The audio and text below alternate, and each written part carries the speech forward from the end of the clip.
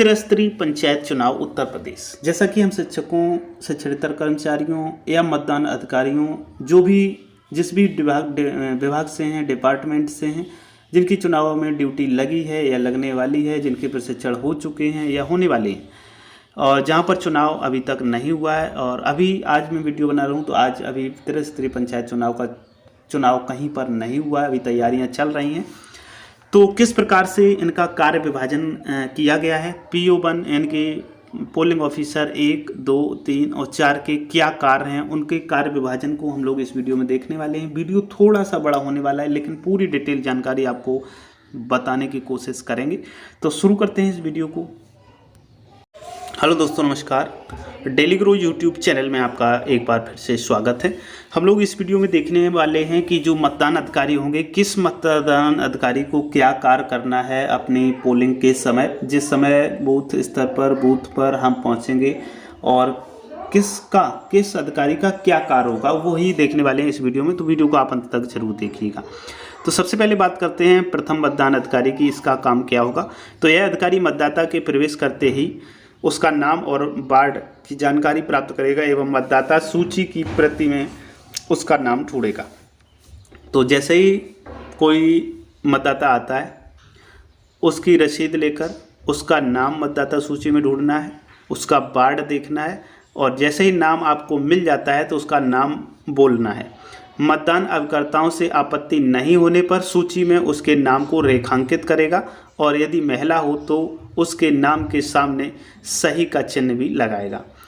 यही अधिकारी मतदाता के बाएं हाथ की तर्जनी उंगली में अमिट स्याही जो मिलती है वहाँ पर उसको लगा देगा और उसे आगे बढ़ा देगा। इस प्रकार लगाएगा कि आधा, और जो स्याही लगानी है वो आधी स्याही नाखून पर और आधी नाखून के ऊपर यानी कि स्किन पर होनी चाहिए। तो इस प्रकार से ये कार्य हो जाता है प्रथम मतदान अधिकारी का। दूसरे मतदान अधिकारी की अगर हम बात करें तो इस बुकलेट के अनुसार दूसरे मतदान अधिकारी को यह मतदाता को 2 मतपत्र अर्थात एक सदस्य ग्राम पंचायत का और जो सफ़ेद रंग का होगा सदस्य वाला, और यदि वहाँ पर कोई सदस्य निर्विरोध हो गया तो वहाँ पर कोई मैटर ही नहीं बनता, यदि कोई खड़ा है तब की स्थिति है।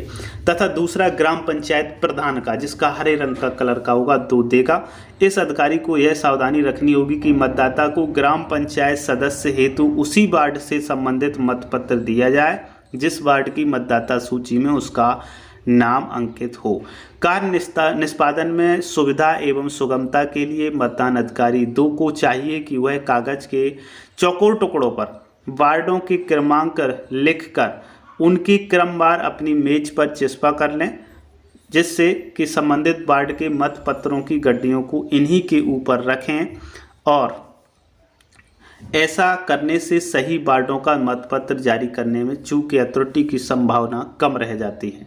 तो ये कार्य है द्वितीय मतदान अधिकारी का। यह मतदान अधिकारी सूची में अंकित मतदाता का क्रमांक ग्राम पंचायत सदस्य पद के लिए उसे दिए गए मतपत्र के प्रतिपर्ण में दर्ज करेगा और प्रतिपर्ण पर मतदाता के हस्ताक्षर या अंगूठा निशान कुछ भी करवा लेगा। तो यह अधिकारी इसी प्रकार मतदाता को प्रधान पद के लिए दिए गए मतपत्रों के प्रतिपर्ण पर मतदाता सूची का क्रमांक दर्ज करेगा और प्रतिपर्ण पर मतदाता के हस्ताक्षर या अंगूठा निशान लगा लेगा। यदि कोई मतदाता प्रतिपर्ण पर हस्ताक्षर करने से या अंगूठा का निशान लगाने से मना करे तो मतपत्र नहीं दिया जाएगा। इस लाइन को विशेष याद रखने की आवश्यकता है। फिर से एक बार रिपीट कर लेते हैं। यदि कोई मतदाता प्रतिपर्ण पर, जहाँ से बैलेट पेपर फाड़ा गया उसका जो प्रतिपर्ण बचा, उस पर हस्ताक्षर करने से मना करता है तो या अंगूठा लगाने से मना करता है तो उसे कोई मतपत्र नहीं दिया जाएगा।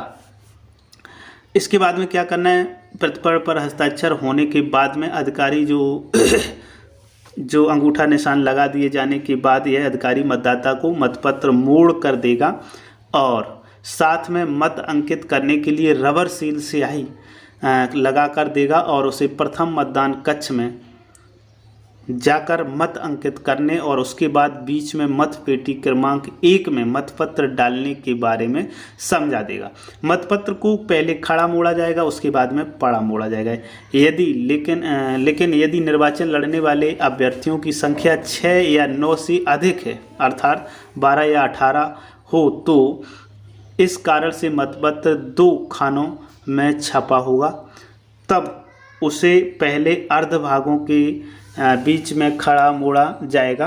तत्पश्चात दोनों भागों को बांटने वाली छायांकित खड़ी रेखा के ऊपर मोड़ा जाएगा। उपर्युक्त अनुसार मोड़ने के बाद मतपत्र पुनः खोलकर मतदाता को दिया जाएगा। मतदाता मतदान कक्ष 1 के अंदर जाकर अपना मत अंकित करेगा और मतपत्र को उसी प्रकार मोड़कर निर्धारित मतपेटी में डालेगा। 4 स्थानों या पदों का निर्वाचन की स्थिति में पुनः मतदान अधिकारी 3 के पास जाएगा।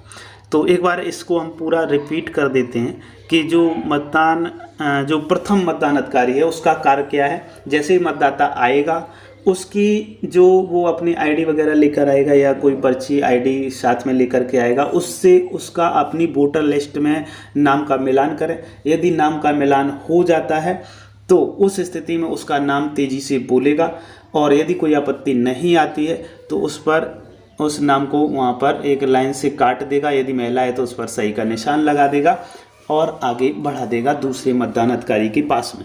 और दूसरे मतदान अधिकारी का यहाँ पर क्या कार्य होगा, वो जो सबसे पहले सदस्य का सफ़ेद रंग का और प्रधानी का हरे रंग का बैलेट पेपर 2 देगा, और उन्हें फिर देने के बाद में उसे मोड़ना भी समझाएगा। और उसके बाद में जो एक सील होगी जिससे मोहर लगनी है वो सील देगा।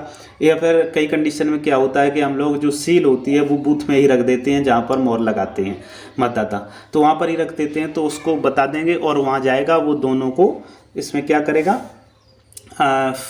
मोहर लगाने के बाद में फोल्ड कर देगा और फोल्ड कर करके डाल देगा। तो ये काम होगा द्वितीय मतदान अधिकारी तक। अब हम चलते हैं तृतीय मतदान अधिकारी की ओर। तृतीय मतदान अधिकारी का क्या कार्य होगा, तो मतदान अधिकारी नंबर 3, इस अधिकारी का कार्य मतदान अधिकारी नंबर 2 के समान ही है। अंतर केवल इतना है कि यह अधिकारी क्षेत्र पंचायत सदस्य के लिए नीले रंग का मतपत्र और जिला पंचायत सदस्य के लिए गुलाबी रंग का मतपत्र देगा। उनमें प्रत्येक प्रतिपर्ण में मतदाता सूची में अंकित मतदाता का क्रमांक दर्ज करेगा और प्रतिपर्ण पर मतदाता के हस्ताक्षर करवाएगा। यदि अधिकारी मतदाता को यह भी समझा देगा कि वह दूसरे मतदान कक्ष में जाकर अपना मत अंकित करें तथा निर्धारित मत पेटी में मतपत्र डालें और निकास के लिए इंगित रास्ते से बाहर निकल जाएं। तो तीसरे मतदान अधिकारी का क्या कार्य है देखेंगे।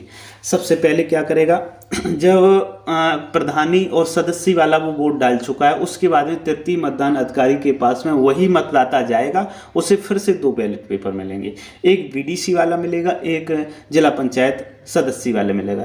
बीडीसी वाला जो मिलेगा वो नीले कलर का होगा और जिला पंचायती सदस्य वाला होगा वो गुलाबी कलर का होगा। फिर से वही काम करना है, प्रतिपत्र पे साइन करवाना है या अंगूठा लगवाना है और उसको दे देना है। और दूसरे बूथ पर, वहाँ पर जो पेटी रखी होगी दूसरे बूथ पर जाएगा मतदाता, वहाँ मोहर लगाया, मोहर लगाने के बाद में दूसरी पेटी में उसे फोल्ड करके डाल देगा। तो ये कार्य था तीसरे मतदान अधिकारी का। अब चलते हैं हम चौथे मतदान अधिकारी की ओर। तो यह मतदान अधिकारी 4 स्थानों पदों पर निर्वाचन की स्थिति में मतदान अधिकारी के रूप में तथा 2 स्थानों पदों के निर्वाचन की स्थिति में मतदान अधिकारी 3 के रूप में कार्य करेगा। तो जहां पर यह अधिकारी 4 स्थानों या पदों पर निर्वाचन की स्थिति में मतदान अधिकारी के रूप में तथा 2 स्थानों या पदों के निर्वाचन की स्थिति में मतदान अधिकारी 3 के रूप में कार्य करेगा। इस अधिकारी का कर्तव्य उक्त मतदान अधिकारियों की तुलना में अपेक्षाकृत आसान है। इसे बीच में रखी मतपेटियों पर सतत निगाह रखनी है और यह देखना है कि मतदाता मत अंकित करने के पश्चात मतपत्र मतपेटी में ही डालें। यह अधिकारी बीच बीच में पुशर यानी कि लोहे, लकड़ी, प्लास्टिक की जो पट्टिका होती है उससे दबाता रहे। तो ये कार्य था तृतीय मतदान अधिकारी का। इसके बाद में यहाँ पर नोट लगा है, एक ही बूथ पर सदस्य क्षेत्र पंचायत या सदस्य जिला पंचायत के 2 या अधिक वार्डों के सम्मिलित होने की दशा में मतदाता को सावधानी पूर्वक संबंधित वार्ड का ही मतपत्र दिया जाए। तो चुनाव ये जो होगा थोड़ा सा टफ होगा। तो इसमें ये हमने देखा जो 4 मतदान अधिकारी होंगे या 3 मतदान अधिकारी होंगे, उनके क्या कार्य हैं। फिर से सारांशता एक बार हम लोग देख लेते हैं। प्रथम मतदान अधिकारी का क्या कार्य है। प्रथम मतदान अधिकारी का कार्य है, मतदाता आएगा, उसका वोटर लिस्ट में नाम चेक करना, यदि उसका वोटर लिस्ट में नाम है तो वो दूसरे मतदान अधिकारी के पास ट्रांसफ़र कर देगा। दूसरा मतदान अधिकारी उसको 2 बैलेट पेपर, एक सदस्य वाला एक प्रधानी वाला, यदि वहाँ पर कोई सदस्य का नहीं है तो नहीं देगा, प्रधानी का नहीं है तो नहीं देगा।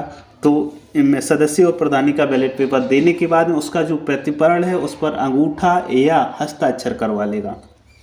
इसके बाद में बैलेट पेपर दे देगा और फोल्ड करने का तरीका उसको बता देगा, और वो प्रथम बूथ में, वहाँ पर 2 बूथ बनेंगे, पहले बूथ में जाएगा और वहाँ पर मोहर लगाएगा। मोहर लगाने के बाद में जहाँ पर मतपेटियाँ रखी हुई हैं वहाँ पर उस मतपेटियों में डाल देगा और वहाँ पर एक अधिकारी बैठा होगा।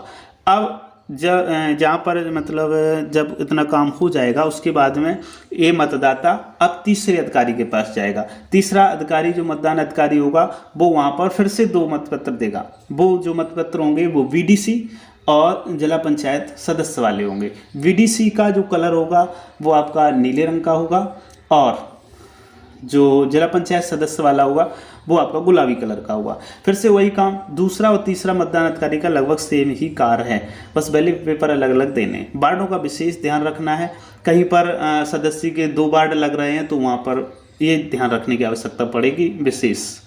तो यहाँ पर क्या करेगा, वही काम करेगा दूसरे ने जो किया देगा, और मतपत्र लेके मतदाता अब की बार दूसरे बूथ में जाएगा, वहाँ पर मोहर लगाएगा और फिर से मतपेटियों में डालेगा आके, लेकिन दूसरी मतपेटी में डालेगा, वहाँ पर मतदान अधिकारी पहले से बैठा होगा, वो आपको बता देगा।